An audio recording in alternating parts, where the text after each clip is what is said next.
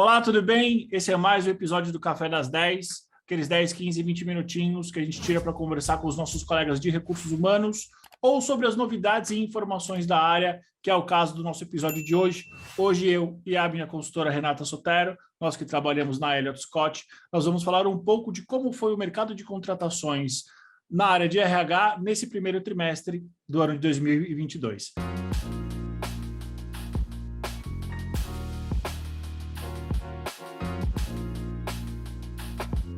Rê, boa tarde, bom dia, como é que você está? Olá, Edu, boa tarde, bom dia, boa noite. Olá a todos, muito bom estar de volta e poder atualizar, o pessoal sobre as tendências, o que tem acontecido, dar mais informação sobre a área de RH. Exatamente, eu acho super interessante a gente fazer esse tipo de bate-papo, não só para os profissionais que são de recursos humanos, mas para os outros profissionais que têm curiosidade de saber como é que funcionou o mercado de contratações de janeiro, fevereiro e março. E talvez a gente comece a dar também alguns pitacos de como foi abril. Rê, em linhas gerais, quais foram as principais mudanças que você viu no mercado em termos de contratações no pós-pandemia? Porque durante a pandemia a gente teve alguns processos estabelecidos. Mas e no pós? O que mudou? Dando um overview aí de mercado, eu acho que a gente já tinha uma expectativa, de continuar com o mercado aquecido, permanece nessa mesma toada, e isso faz com que precisem fazer algumas adaptações, ou seja, precisa acelerar alguns processos, o mercado, a gente vê os candidatos participando de muitos processos, então cada processo tem um número enorme de pessoas participando, então essa agilidade acho que é a principal mudança, E aí, olhando também para o lado dos candidatos, cada vez mais eles querem permanecer num modelo ou híbrido ou 100% remoto. Essas são, acho que, as principais tendências que continuam, agora no pós-pandemia, mas é importante entender que nada é permanente, Tá todo mundo no momento de retorno e se adaptando a essas mudanças. Exatamente. O que eu vi, Rê, é que talvez no finalzinho do ano passado para cá, as empresas começaram a flexibilizar um pouco a questão dos processos. Antigamente, há 2 anos atrás, com o começo da pandemia, eram 100% online. Hoje nós temos processos híbridos, algumas etapas online, outras etapas presenciais. Então, acho que algumas empresas estão entendendo que, para alguns candidatos, para algumas posições, é importante ter esse contato presencial e, para outras posições, outros perfis, talvez ele possa acontecer 100% remoto. Concordo, Edu. Eu acho que quando a gente olha para um segmento de varejo, de bens de consumo, que tem uma cultura também, de vivenciar, experimentar ali o dia a dia, processos que tenham etapas mais presenciais, e que também estão voltando ao trabalho presencial mais vezes por semana, isso é bem importante. Em linhas gerais, quais são as áreas que estão mais contratando em RH? Qual é a tua percepção sobre as principais contratações?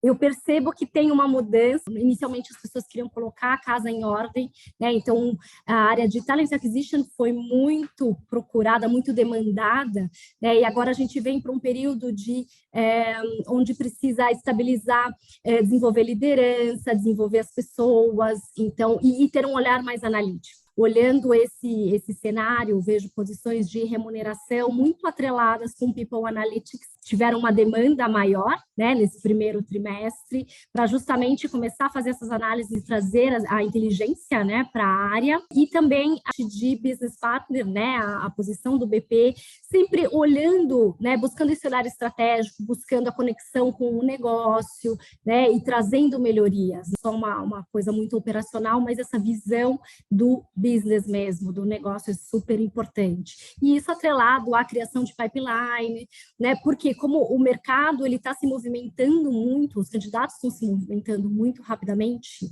é preciso desenvolver estratégias e ações para você reter as pessoas e já pensando no desenvolvimento delas, olhando uma sucessão. Exatamente, eu tenho a mesma percepção. Eu tenho a impressão de que nos primeiros momentos de pandemia, as áreas mais processuais foram muito mais demandadas por uma questão de precisamos entender um novo modelo de trabalho. E aí agora, passados 1 ano e meio, 2 anos, é como se as empresas desejassem estabilizar essa nova cultura, esse novo jeito de fazer as coisas. Então, recrutamento e seleção continuou sendo super demandado, eu acho que vai continuar sendo. Business partner ou o generalista para fazer ali a conexão com a maneira de fazer negócio, novo negócio, e, claro, desenvolvimento organizacional, que foi uma área que há uns anos atrás sofreu bastante, porque a gente não teve um crescimento tão grande, né?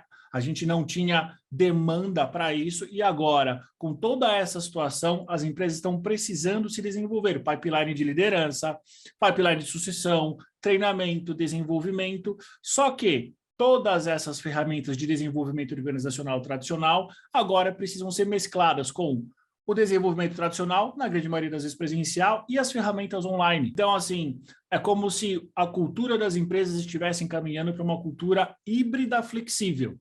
Quando for necessário presencial, quando for necessário online e quando for necessário meio presencial, meio online. Exatamente. E, obviamente, dentro do desenvolvimento organizacional, a gente fala de profissionais que olham a cultura, né? Especialistas Exato. em cultura. Isso também tem sido bastante demandado como, vamos dizer, uma especialidade dentro ali de desenvolvimento organizacional, né? Profissionais que olhem só essa nova cultura que as empresas estão entendendo como ela vai Exato. funcionar, né, daqui para frente. Exatamente. E, Rê, em termos de segmentos, quais segmentos te chamaram a atenção? Quais segmentos contrataram mais? Eventualmente, quais segmentos contrataram menos? Na minha percepção, eu vi uma bela retomada da área de aviação. Acho que eles estão retomando as operações, as pessoas estão tendo mais confiança para viajar. E o varejo tradicional. Acho que o varejo tradicional, talvez ele não tenha retomado com força total, mas ele teve uma potência maior do que, por exemplo, o final do ano passado. Eu concordo, Edu. Coloco também a área de serviços financeiros, tecnologia também, como sempre, continua muito aquecida e é uma tendência nos próximos meses, com certeza. Já é uma realidade, né? Já é uma realidade. Já é uma realidade. Exatamente. Excelente. Rê, para quem está contratando profissionais, o que você percebeu de como engajar esses profissionais de recursos humanos durante o processo seletivo? Que dicas que você dá? O que você percebeu como um desejo dos candidatos? Eu acho que um primeiro ponto é você passar muito bem a informação, né, e como funciona a cultura da sua empresa hoje. Então, os candidatos, eles estão se movimentando, eles estão participando de vários processos, mas a maioria está tendo esse olhar de entender onde realmente ele quer trabalhar, em que tipo de empresa, em que cultura que ele quer estar inserido. Então, acho que quando você abre uma posição e vai falar sobre a sua empresa, tentar atrair esse candidato, é importante você ser muito claro em relação à cultura e, assim, estar aberto a questionamentos também, porque o candidato ele vai querer entender se ele quer fazer essa movimentação, se aquela cultura faz sentido para o momento dele. Eu acho que isso é um ponto muito importante. Atrelado a isso, eu acho que as empresas precisam ter um olhar de acelerar processos, né, e entenderem que, da mesma forma como elas estão escolhendo os candidatos também estão escolhendo as empresas. É uma via de mão dupla. Então, eventualmente diminuir etapas de processos ou fazer entrevistas com mais de uma pessoa ao mesmo tempo, acho que tudo isso ajuda, né, a acelerar. Eu acho que o principal ponto é acelerar o processo. Concordo com você 100%. Eu acho que essa questão de acelerar os processos é um pouco da visão de que a área de recursos humanos ela vem sendo cada vez mais demandada. A gente falou isso há uns vídeos atrás, eu não me lembro exatamente em qual, que a área de recursos humanos se tornou, de fato, uma parceira de negócio. Ela está transitando muito bem entre a estratégia, o nível tático e a operação. E isso passa por um aquecimento de mercado, querendo buscar os melhores profissionais. Então, a gente sabe que tem profissionais de recursos humanos que estão participando de vários processos seletivos ao mesmo tempo, todos os processos seletivos que fazem sentido para essa pessoa. Então, algumas vezes, quem termina primeiro e consegue trazer para o candidato um cenário mais claro, acaba sendo aquela empresa escolhida por ele. Mostrar para o candidato qual é o desafio de uma maneira clara e organizada e também ser ágil no processo.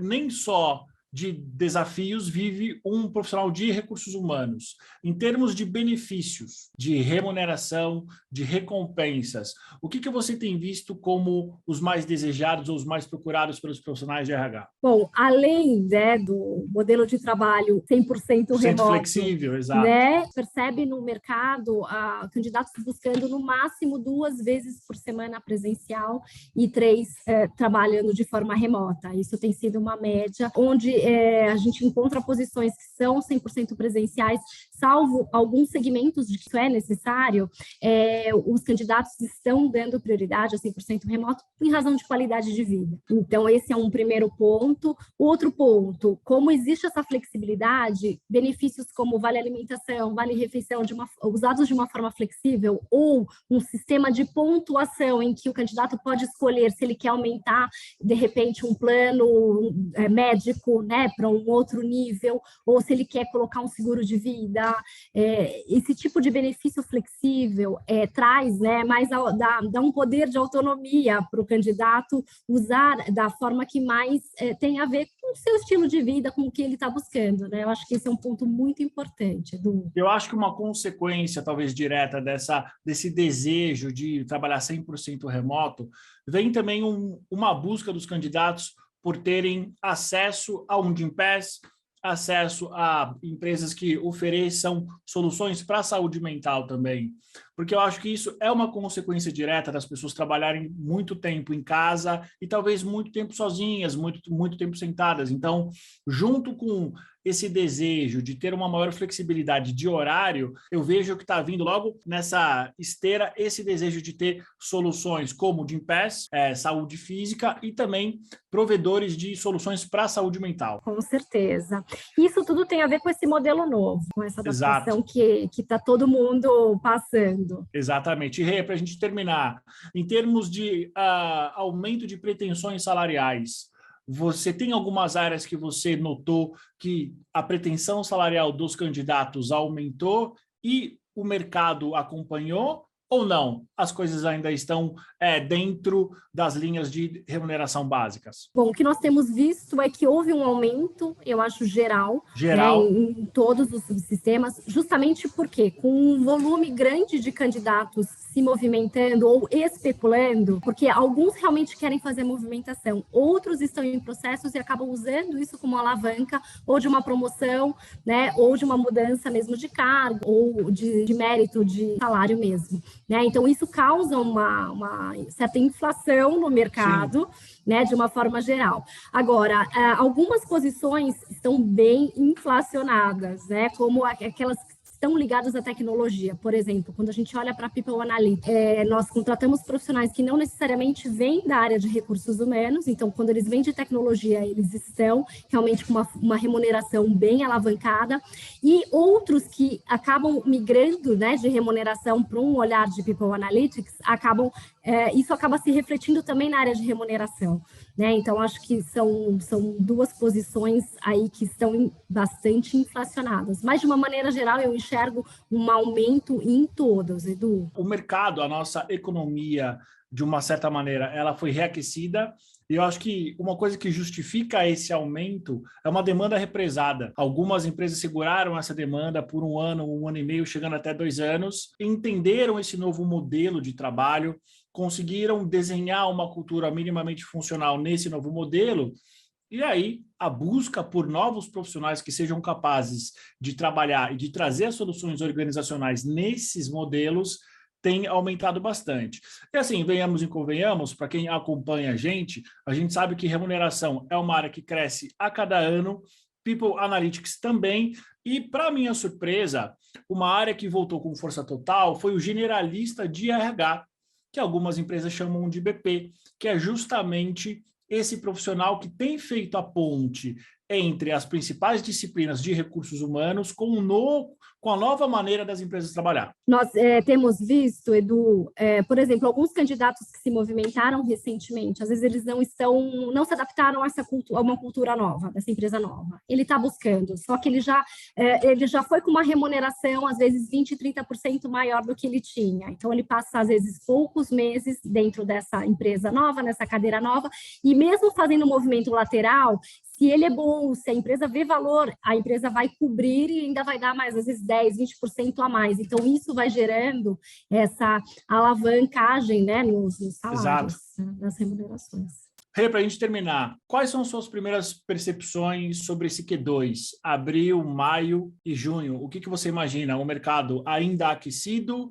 Um mercado talvez mais estável ou talvez um pouquinho mais frio? Eu sigo na mesma toada, Edu. A gente teve já um abril que continuou tão aquecido quanto, né? Entrando agora em maio, a gente vê que permanece. Ainda tem empresas que não fizeram essas movimentações anteriormente ou começaram a movimentar, por exemplo, as altas lideranças. E aí isso se reflete, né? Nos cascateia para agora posições talvez de média gerência, né? Não as de tão alta liderança. Então, eu acredito que o mercado ainda vai continuar bem aquecido nesse segundo trimestre. Eu também acredito, Rê. Eu acho que nesse Q1, Q2 e no Q3, a gente deve ter um mercado aquecido. A minha grande dúvida vai ser no Q4, porque nós temos eleições e temos Copa do Mundo. A minha percepção hoje a gente vai continuar tendo demandas nesse período, mas talvez os processos sejam mais espaçados, principalmente com Copa do Mundo,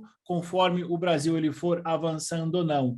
Mas, em linhas gerais, até lá tem muita coisa para acontecer. Eu acho que é isso, Rê. Tem mais alguma coisa que você gostaria de compartilhar, que eu não te perguntei? Não, eu fico feliz que a gente esteja nesse movimento. Acho que é importante essa recuperação e a gente tem que aproveitar realmente o momento para fazer as coisas acontecerem, para trocar ideias, né, com o pessoal, continuar como estamos.